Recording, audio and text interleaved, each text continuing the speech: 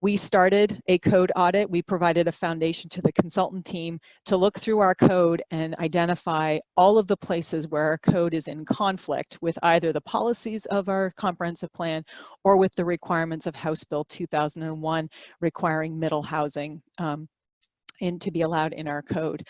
For example, accessory dwelling units in the city, land use review is always required for an ADU.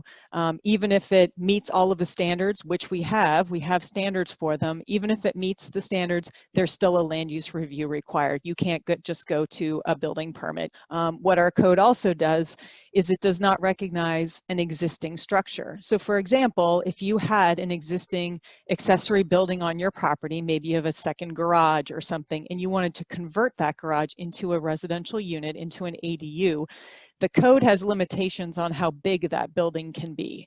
So even if you had, a garage, and this happened to an applicant a few years ago, their garage was 40 square feet larger than what the maximum size is for the structure for an ADU. The ADU itself was only going to be, I think, 600 square feet, which very easily met the standards for the proportion of an ADU. But because the parent structure, the actual garage, was too big, they had to go to the Planning Commission for a Type 3 variance. And that was a $2,000 application fee. And I think it took more than 2 months to go through the process.